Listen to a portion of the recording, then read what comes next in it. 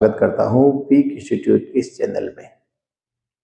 कक्षा 9 की विज्ञान पढ़ रहे हैं और 1, 2, 3 पार्ट जो है उसकी बेसिक चीजें हम लोग डिस्कस कर चुके हैं। आज हमारा जो चौथा पार्ट है परमाणु की संरचना, उसके बारे में बात करेंगे कि परमाणु की संरचना में मुख्य मुख्य बातें क्या है।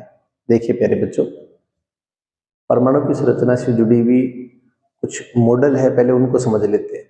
हमारे पास 2 मॉडल है, जिसमें एक है जे थॉमसन का मॉडल और दूसरा है रदरफोर्ड का मॉडल। वैसे तो अब ये दोनों ही मॉडल केवल ऐतिहासिक महत्व के रहे हैं। वास्तविकता में इनकी वजह से ही आज जिस जगह हम लोग अणु परमाणु की हमारी समझ बना पाए हैं ना, वो इनकी वजह से ही है।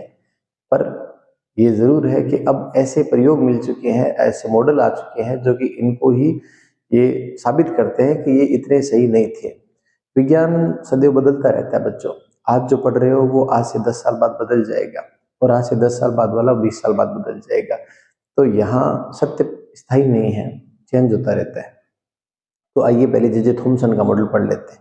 देखिए, थॉमसन साहब ने ये कहा, कल की बात आपको याद होगी, कल मैंने आपकी कहानी शुरू की थी। मैं क्या 2600 साल पहले महर्षि कणाद ने एक बात कही थी कि हर वस्तु छोटे छोटे कणों से मिलकर बनी हुई है और उस कण को और ज्यादा छोटा नहीं किया जा सकता। यही बात 18वीं शताब्दी के अंदर डाल्टन साहब ने कही थी। उन्होंने कहा था कि हर वस्तु छोटे छोटे परमाणुओं से मिलकर बनी हुई है। Each and every material is made up of the atoms and atom is indivisible. Atom को और छोटा नहीं किया जा सकता। पर बाद के सालों में प्रयोग करने पे पता लगा कि जो एटम है ना, वो एटम कई तरह के आवेशों से मिलकर बना हुआ है। एटम खुद धनायन, ऋणायन और उदासीन जैसे कई प्रकार के आवेशों से बना हुआ है। तो ये बात ढूंढने जाने लगी कि भाई एटम के अंदर ये धनायन और ऋणायन सेट कैसे हैं।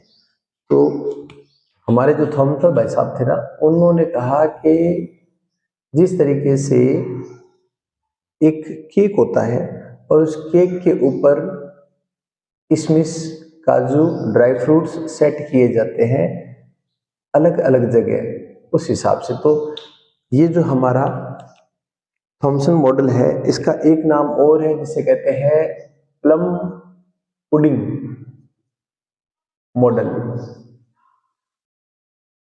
प्लम पुडिंग का मतलब होता है मीठा हलवा।